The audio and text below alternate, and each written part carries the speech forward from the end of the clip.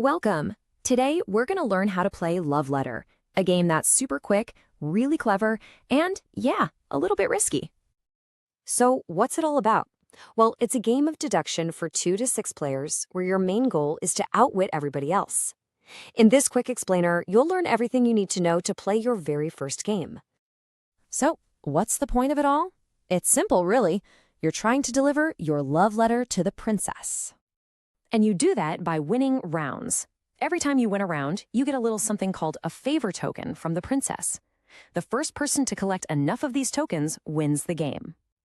Okay, so how do we get started? Let's walk through how to set up the game.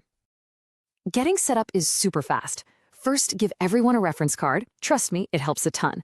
Then shuffle up the 21 character cards to make a deck and put it in the middle. Now, here's a key step. Take the top card off the deck and put it face down out of play for this round. No peeking. After that, deal 1 card to each player. That's your hand. And for who goes first? It's the person who most recently wrote a letter by hand. Oh, and a quick heads up for a 2-player game. You'll also remove 3 extra cards face up after you set the first one aside.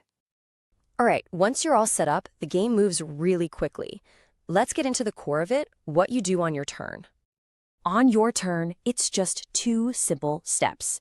First, you draw 1 card from the deck. Now you've got 2 cards in your hand. Second, you have to pick one of those 2 cards to play. You put it face up right in front of you and do whatever the card says. That's it. Let's talk about some of the cards you'll see. The guard is the most common card in the whole deck. It's really your go-to for trying to figure out what other people are holding and, well, knocking them out of the round. So, for example, you'd play your guard, point to an opponent, and take a guess at their card. The only thing you can't guess is another guard. If you guess right, like saying prince when they actually have the prince, they show their card and boom, they're out for the rest of the round. Then you've got the baron. This card forces a one-on-one showdown. You pick another player, and you both secretly compare the card left in your hand. Whoever's card has the lower number is knocked out.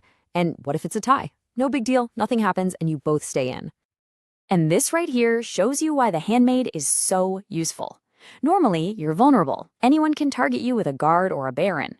But if you play the handmaid, it's like putting up a shield. For one whole round until it's your turn again, you're totally safe. Nobody can touch you. The prince is a real game changer. You can pick any player. You can even pick yourself and force them to discard the card in their hand and draw a new one. This is perfect if you think someone's holding a really high card, or, hey, if you don't like the card you're holding. But you have to be super careful with the prince. Why? Because of the princess card. If you use the prince on someone and they're forced to discard the princess, they're instantly out of the round. It's a high-risk, high-reward play for sure. So, we're playing cards, people are getting knocked out. But how does a round actually end? And how do you get that sweet, sweet favor token? A round can wrap up in one of 2 ways. So the first way is if the draw deck just runs out of cards. If that happens, everyone still in the game reveals the card they're holding, and whoever has the highest number wins. The second way is much more dramatic. You're the last one standing because everyone else got knocked out. Either way, the winner gets 1 favor token. And winning those rounds is how you ultimately win the entire game. But how many tokens do you actually need? Well, this is pretty cool. The number of tokens you need to win actually changes depending on how many people are playing. See, with 2 players, you need to get 6 tokens. But with a big group of 5 or 6, you only need 3. It's a clever way to keep the game moving fast, no matter who's at the table. Okay, before we finish up, here is probably the single most important rule to remember, especially when you're just starting out. If you're holding the countess and you also have the king or a prince, you have to play the countess. No choice in the matter. And just a few final reminders to make sure everything runs smoothly. When you play the countess, you don't show what your other card is, which is a sneaky way to give people a hint.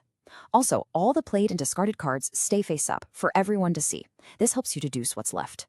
If you get knocked out, your card goes face up too. And never, ever forget, if you discard the princess for any reason at all, you are out of that round. And that's it. You're ready to play Love Letter. Go on, shuffle that deck, try to figure out who's holding what, and good luck getting your letter to the princess.